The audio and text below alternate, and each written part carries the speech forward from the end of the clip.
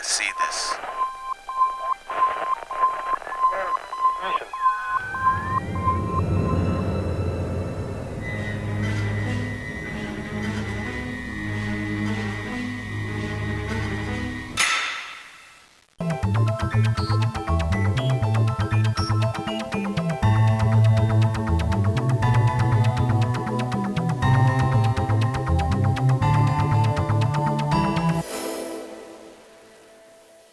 O programa Destaque de hoje está recebendo aqui nos estúdios do Dr. Manuelito Eduardo Campos, da Faculdade Integrada da Grande Fortaleza, com muito prazer, o Dr. Biratã Aguiar.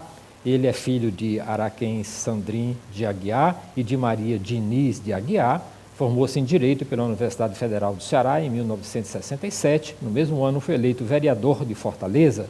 Exerceu a função de secretário de Administração da Prefeitura de Fortaleza entre os anos de 1970 e 1973. Após um período na iniciativa privada, elegeu-se deputado estadual em 1978, reelegeu-se em 1982, assumiu em 1983 a Secretaria de Educação do Estado do Ceará, onde permaneceu no cargo até 1985. Em 1986, elegeu-se deputado federal, tornou-se constituinte e foi reeleito por mais 3 vezes seguidas e no ano de 1989 e 1990 presidiu a Comissão de Educação e Cultura da Câmara. Já em 2001, com a aposentadoria do ministro do TCU Adhemar Grise, coube à Câmara dos Deputados indicar o substituto à vaga. Houveram 3 candidatos e por votação secreta o Biratã venceu. Sua indicação foi confirmada no Senado, também por votação secreta. Mas o nosso convidado de hoje também é escritor e também é poeta. Eu queria saber, doutor Biratã, quando foi que o senhor descobriu que o senhor era poeta? O senhor era um menino ainda? Vamos recuar no tempo. Isso. 1954, aluno do antigo curso ginasial, no Colégio São João, professor Francisco Corrêa de Araújo. E ele costumava estimular os seus alunos para as letras, escrever, para poder fazer interpretação de textos, a parte da poesia e do conto. E o que é certo é que ele promovia, então, certames literários. Me inscrevi num desses. E você não imagina o que é a emoção de concorrendo com vários colegas de turma e de outras turmas também. Nós vimos primeiro ficarmos entre as 20 melhores redações feitas. E essa redação chega ao dia final do julgamento, um júri de professores do colégio, os 5 melhores textos. Eu estou mais uma vez entre os 5. E nessa votação eu fui sagrado como vencedor do certame. O prêmio em espécie era irrelevante, mas relevante foi o que marcou dentro de mim. E eu tenho certeza hoje que uma frase foi o ponto forte da redação. Dos temas apontados, eu escolhi falar sobre a vinda da energia de Paulo Afonso para o Ceará, que havia ocorrido, que veio a ocorrer no ano seguinte, 1965.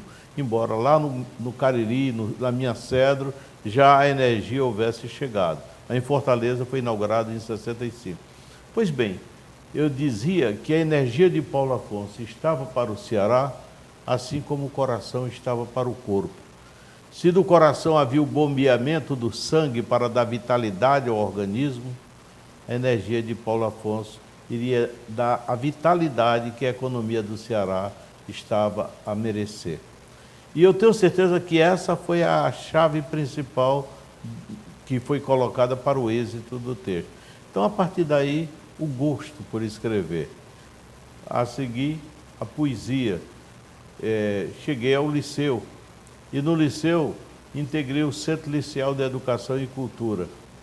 E ao lado de tantos excelentes companheiros, Wagner Barreira Filho, Jada de Carvalho Nogueira e tantos outros, então nós tínhamos no CLEC era aquele momento especial, onde se declamava, se recitava, e surgiram as primeiras poesias.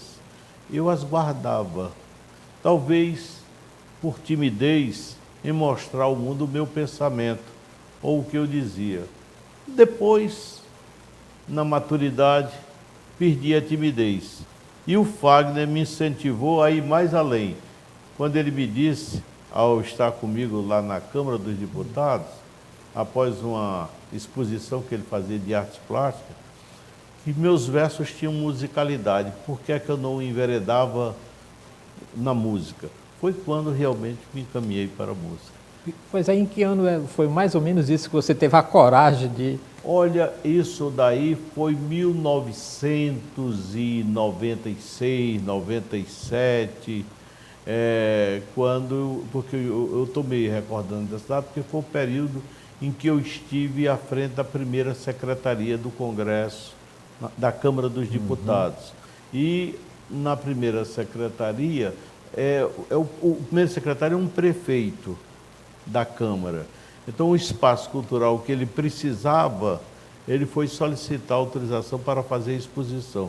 E eu era o primeiro secretário. Por isso é que eu cito, deve ter sido 1997, 98, que a partir daí eu enveredei, não só para a música, mas na publicação, que para publicar um livro, sabe o que é que eu faço? Eu tenho uns pacotes, envelopes pardos, assim, cheios de pedaços de papel, de guardanapo, dos restaurantes, que é fonte de inspiração. Quando eu chego no restaurante, já estou escrevendo. Tanto é que lá no Ideal Clube, nós temos editado pela Diretoria de Cultura, o Zé Teles, anualmente, poemas de mesa. São aqueles poemas que a gente faz ali à mesa, compreendeu? Então eu tenho esses papéis, esses guardanapos. Então eu meto ali e vou selecionando. Depois peço a um, dois amigos, dá tua opinião, qual é o melhor? E ali eu vou fazendo uma seleção prévia para compor o livro. E o seu gosto pela leitura, quando começou? O gosto pela leitura vem desde a crestomatia. Eu diria, por que a crestomatia? Porque marcou muito aqueles textos da antiga, do velho livro da crestomatia. Sempre eu gostei de ler. Meu pai, um autodidata, e também, como autodidata, um poeta, era uma coisa impressionante. Meu pai, dos irmãos, foi o único que não se graduou, mas nos dava aula sobre direito penal, quando eu fazia faculdade, a mim e aos colegas. Meu pai, poeta primoroso, a época em que se exigia a métrica e a rima. É verdade. Métrica e rima. E ele fazia na hora, no repente, e com que brilho. Então, tudo isso fez despertar em mim esse gosto pela leitura. E você vai ter, ao ler um Graciliano no Ramos, ao ler um Fernando Pessoa, hoje, eu diria mais o seguinte, hoje eu me delicio quando eu leio um Barros Pinho de saudosa memória, meu amigo, meu querido amigo e irmão, o Luciano Maia, belo poeta, uma Noemi Elise, nós temos aqui excelentes poetas. Com certeza. E qual foi o seu contato com Augusto dos Anjos, quando você viu pela primeira vez aquela poesia de Augusto dos Anjos? Eu vi, inclusive, no primeiro momento, ainda na fase da juventude, ela, não é que ela agrida, ela, vamos dizer, conflita. Isso. A forma de dizer, a forma como ele coloca uma realidade, com a crueza da vida, é algo que realmente, num determinado momento, espanta. E principalmente a mim, que sempre me filiei a uma corrente de pensamento da escola romântica. Então, não há um conflito de escola, mas as visões que se colocam, as palavras que são postas, são de formas diferentes. O modernismo, o concretismo, a escola parnasiana, a escola romântica, cada uma com suas características. Então eu estava mais filiada àquela corrente que, nascida na Alemanha com Goethe, lá, né, produzindo verso, e depois indo para Lamartine, Victor Hugo da França, passeando por Portugal com Garré, com Castilho, com Herculano, realmente chegava ao Brasil, e pouca gente sabe disso, era com um homem que era o nosso embaixador na França, Gonçalves de Magalhães. Isso. E ele publicava em 1808, olha como a memória está me ajudando, Com certeza. Suspiros Poéticos e Saudades. Isso. E esse livro marcava definitivamente o ingresso do Brasil na escola romântica, na nascente escola romântica. E o poeta João Cabral de Melo Neto teve alguma influência para você? Teve, eu não diria que foi a mais forte, porque, eu não sei se é porque dentro de mim cantou a palavra e a palavra cantou. Vinícius eu considero, e muitos me questionam por que isso, porque Vinícius de Moraes cantou dentro de mim. Você pega uma música dele, pega os versos. Os versos, qualquer verso dele já é. Assim como o oceano só é belo com o Isso. assim como a canção só tem razão se cantar, Isso. assim como a nuvem só acontece que se chover, Isso. assim como viver sem ter amor não é viver. Fantástico. Então você vê que cada verso dele já poderia ser um poema. Então esses, realmente, todos de um modo geral, eu tenho, tenho uma coleção, primeiro tem um livro, aquele, Os 100 Melhores Contos, e outras 100 Melhores Poesias. Muitas eu me deleito. Agora, recentemente, quando a Academia Cearense de Letras me acolheu, me recebeu para integrar os seus quadros, quem eu citei? Parece que do começo ao fim, até perguntaram se eu era um admirador ou um fã de carteirinha de Cecília Meirelles. Também. É porque naquela hora, Cecília me deu de presente trechos de suas poesias, versos seus, que realmente falavam muito daquela hora que eu estava chegando à academia. Então, todos eles, assim, no seu conjunto, João Cabral Melo, a Cecília Meirelles, o Fernando Pessoa. Fernando Pessoa, inclusive, teve, até na vida política, num momento decisivo da minha vida, num instante difícil, eu tive que citá-lo. Eu senti a necessidade de citá-lo, quando eu disse que o homem era do tamanho do seu sonho, e não permitisse que eu apequenasse meu sonho naquela hora.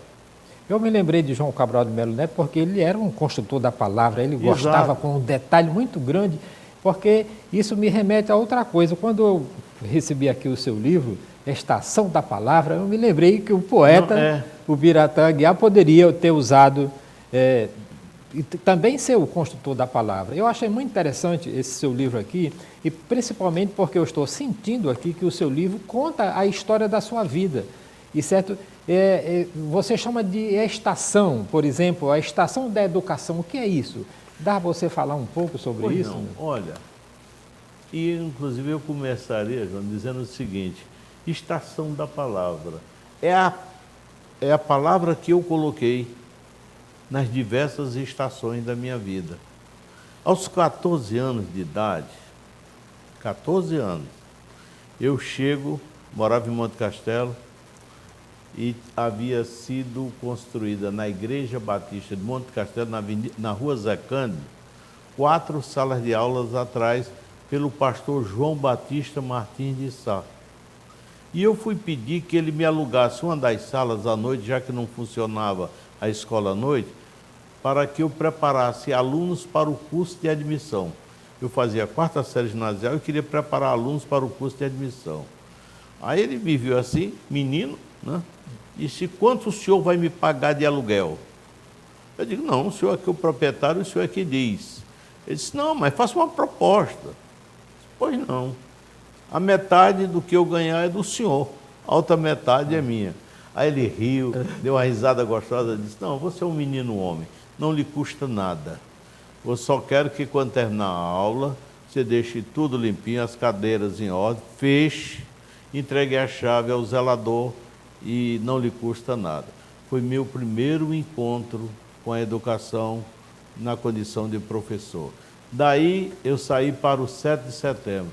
Chegava lá ao lado, no mesmo dia ingressamos, eu e Manassés Fonteles. Com uma coincidência até que o Helder, que era o secretário, dizia, ele descobriu pela carteira profissional que eu e Manassés havíamos nascido no mesmo dia, mês e ano.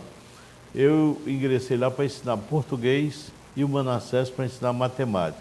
Eu fui professor do 7 de setembro, depois fui professor do Colégio Batista, Sansumon. A seguir, fui aluno do cursinho Pedro II, que funcionava no centro da cidade vizinha ao antigo Cine Samburá. Fui professor de Direito Constitucional da Academia de Polícia Civil. Vou ter novo encontro com a educação do outro lado da mesa como secretário de Educação, secretário estadual de Educação. Após a promulgação da Carta de 88, em 89, quando vão se instalar as comissões permanentes, o guru do PT, saudoso mestre Florestan Fernandes, propõe meu nome a ser o presidente da Comissão de Educação. Mas aí você já estava na estação das atividades parlamentares. Exatamente. Mas eu estou mostrando a linha da educação que eu segui. Aí, e o Florestan honrou-me sendo o vice-presidente. Foi um momento excepcional. E, a seguir, nas atividades parlamentares, coordenando a Lei de Diretrizes e Bases da Educação Nacional, sendo relator da lei que instituiu o Fundef, hoje Fundeb. Então, em todos os momentos da educação, eu estive presente durante esse período que medeia de 87 até 2001, quando eu saí de lá para ingressar no Tribunal de Contas. E chegando ao Tribunal de Contas, me apaixonava não só os votos que eu proferisse, mas as matérias que eram postas em discussão, em que o assunto era educação. Então, a vida toda estive ligada à educação. Daí porque a minha palavra posta nas diversas estações da minha vida sobre a educação, penso eu, mas quem dirá isso serão os leitores.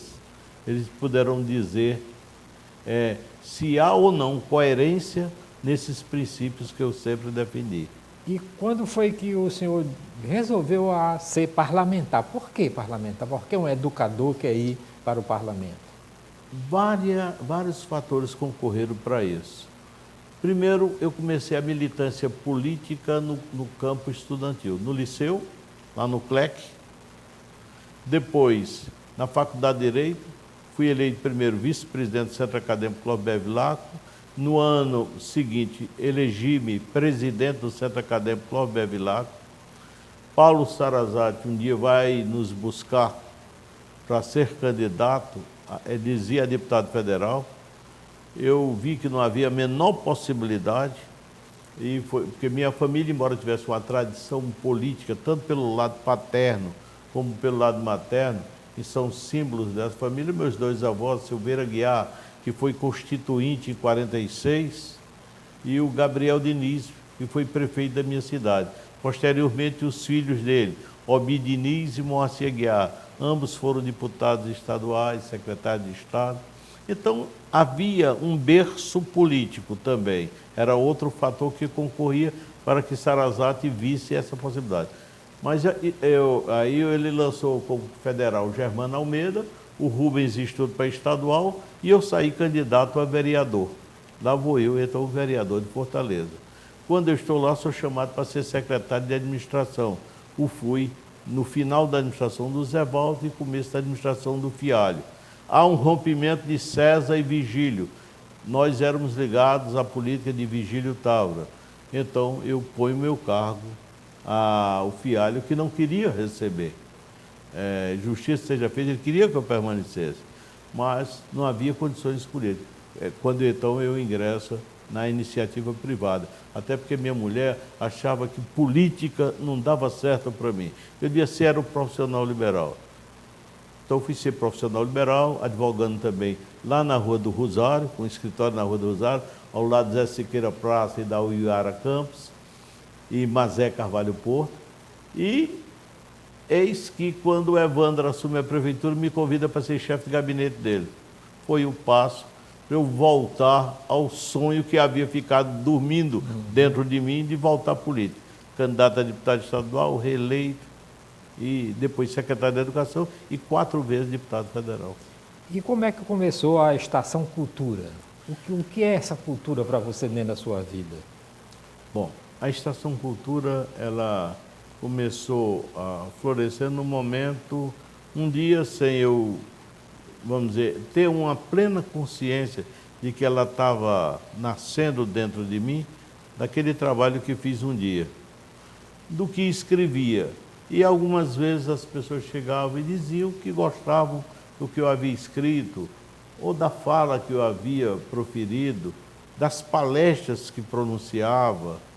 E, a partir daí, comecei a escrever com maior frequência.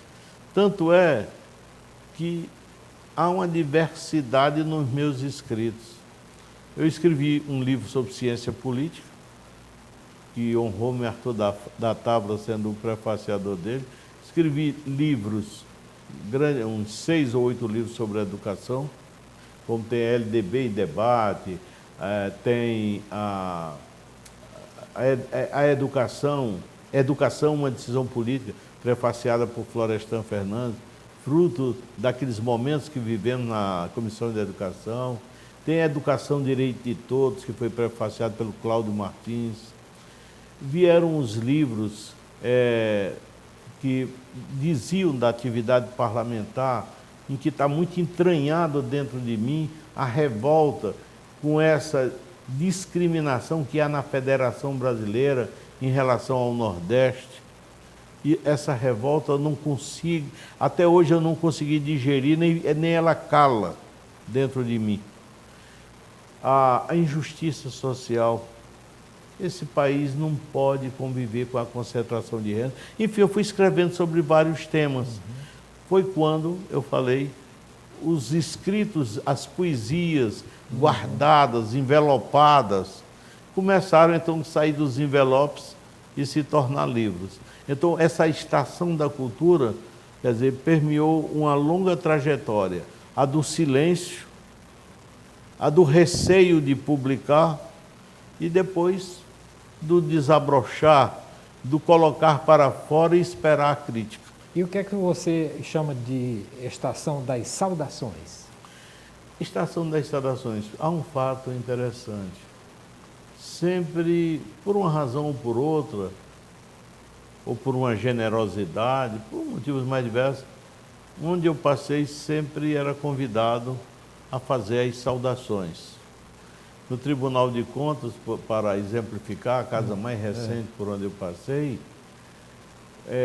eu fiz a saudação à chegada de vários companheiros que ingressaram lá, ou que tomaram posse, ou nos momentos de festa, da entrega, por exemplo, do grande colar do Tribunal de Contas da União, era convidado para fazer a saudação aos agraciados. E essas estações da saudação me deram realmente uma outra visão, porque eu ia ler um pouco da vida daquelas pessoas. Então era uma oportunidade que eu tinha de mergulhar nas raízes da minha gente. Era um momento em que eu procurava trazer de cada poeta, de cada escritor, algo que se ajustasse àquela personalidade que eu ia falar. Então a Estação das Saudações foi para mim um processo de crescimento e me deu realmente uma visão mais larga do mundo em que vivia. E a saudação do meio ambiente? Essa daí, ela nasceu em 2 instantes. Na Câmara e no Tribunal de Contas. Quando eu comecei a verificar como nós agredimos de forma impiedosa a natureza, como se devasta uma região como aquela nossa, lá no norte, a região da Amazônia. Acre, por exemplo. Né? De que forma em nome do ter mais, da ganância do ter, a humanidade esquece de ser. O capital avança de forma impiedosa sobre a natureza e agora está sem saber o que fazer. É tsunami que chega lá nas usinas atômicas e a radioatividade matando pessoas e espalhando o medo e o terror.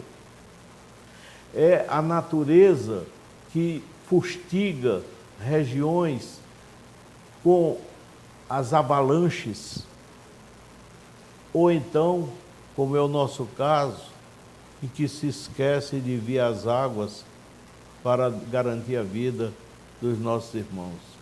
Então, eu senti naquele instante a necessidade de me pronunciar, de trazer minha palavra, o pensamento, o que poderia ser feito, porque não é a crítica pela crítica, mas é trazer também propostas, sugestões, e quando julgador, votos, apenando aqueles que cometeram os crimes contra a natureza, contra a humanidade. Com certeza.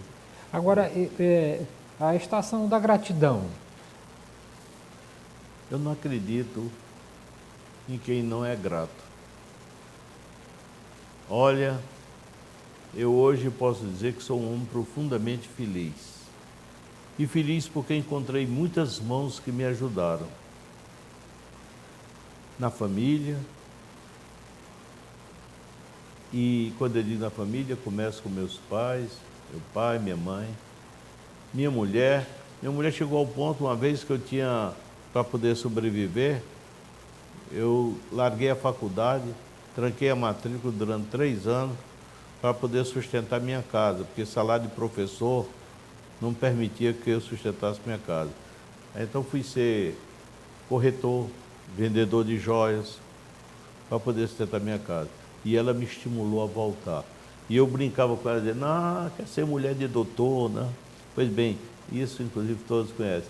Mãos outras que me ajudaram muito, Vigílio Távora, meus tios Moacir e Obi, me ajudaram demais. Outras pessoas, o próprio Paulo Sarazate, abriu as páginas do seu jornal para dar cobertura a mim.